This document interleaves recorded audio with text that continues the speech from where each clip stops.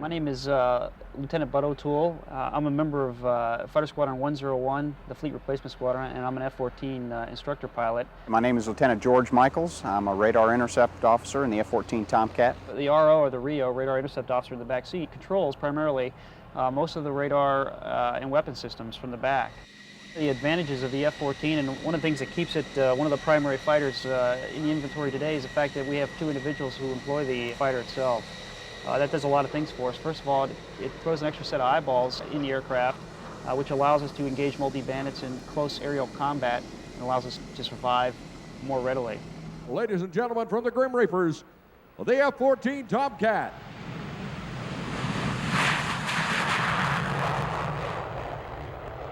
They got off the ground in less than 1,500 feet, 30 tons of airplane.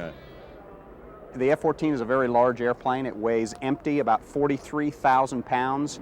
With a full bag of gas and bombs or missiles fully loaded out, it can launch as heavy as 72,000 pounds. Even with the enormous size of this plane, the turning radius is only about 1/4 of a mile, and during this turn, the air crews will be rammed into their seats at 7 Gs, 7 times the force of gravity.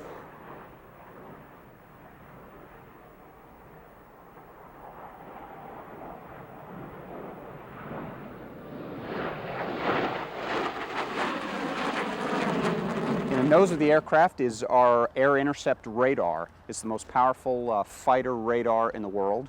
Underneath is a television camera system with a big mirror lens on it that we can look at airplanes from far away and tell what they are at range. One of our weapons is an air-to-air gun, or an air-to-ground gun as well. It's a 20-millimeter Gatling gun. It has 6 barrels.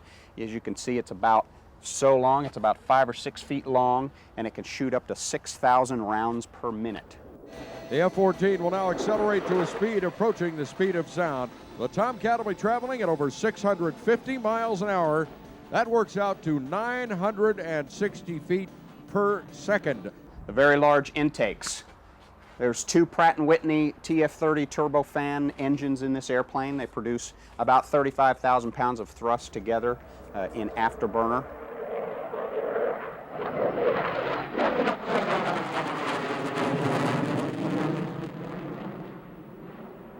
The nozzle position on this engine is fully opened. Once the throttles are pulled out of afterburner and in any position but idle, the nozzle is closed to create the Bernoulli effect to increase the pressure out of the back of the engine, which increases the thrust.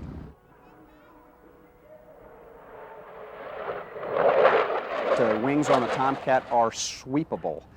They sweep all the way from 20 degrees forward to 68 degrees aft, which is controlled by a computer called a Mach sweep programmer. It controls the wings. As the airplane slows down, the wings come out. As it goes fast, the wings move back to reduce drag, so the airplane can go faster.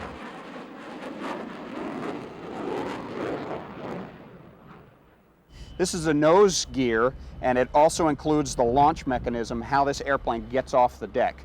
We use a steam catapult on a carrier, which basically builds up steam in a piston mechanism and launches the airplane from 0 to about 160 miles an hour in about 2 seconds and about 200 feet.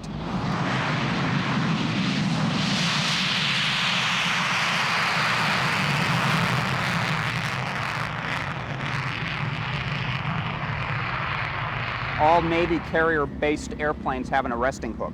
This is what stops the airplane when it's landed aboard a carrier. When the pilot's ready to land, he'll lower the hook. He'll fly his approach to hopefully the same place on the carrier every time. He'll try to catch the third of 4 wires, which are spaced 45 feet apart. The airplane is flown into the wires.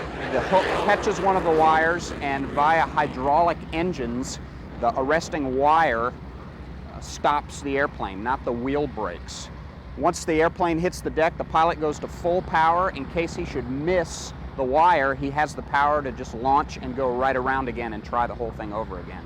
So this hook stops this up to 54,000-pound airplane going 150 miles an hour to a stop in about 250 feet. Wham has advised us that Bud will perform a touch and go at Show Center, and upon completion of the touch and go, the Tomcat will climb high overhead with the landing gear still extended and perform a dirty barrel roll.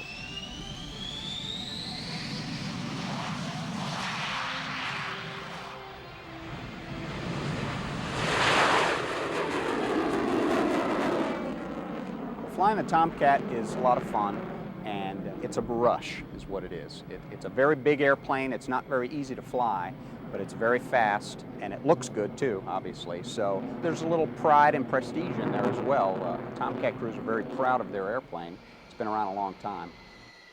The most important part of air shows is showing the people and the taxpayers what they're paying for, and for them to meet regular people like us who fly these machines.